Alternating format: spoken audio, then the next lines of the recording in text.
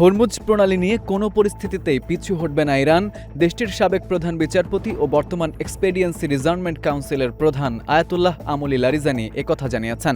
ইরানের রাষ্ট্রীয় সংবাদ মাধ্যমকে দেওয়া বক্তব্যে লারিজানি বলেন, ইরানের শত্রুরা হরমুজ প্রণালীকে অবরোধ করার চেষ্টা করছে, তবে গুরুত্বপূর্ণ ও কৌশলগত এই নৌপথের ওপর ইরানের পূর্ণ সার্বভৌম অধিকার রয়েছে। তিনি স্পষ্ট করে বলেন, কোনো পরিস্থিতিতেই হরমুজ প্রণালী নিয়ে নিজেদের অবস্থান থেকে সরে আসবে না ইরান। এদিকে ইরানের রাষ্ট্রীয় গণমাধ্যম জানিয়েছে, প্রেসিডেন্ট মাসুদ পেজেশকিয়ান জুলাইয়ের শেষের দিকে দেশটির সর্বোচ্চ নেতা মোস্তফা খামেনির সঙ্গে সাক্ষাৎ করেন। একই সময়ে আধা সামরিক বাহিনীর এক নেতা ভবিষ্যতে খামেনির কিছু ভিডিও প্রকাশের প্রতিশ্রুতিও দিয়েছেন।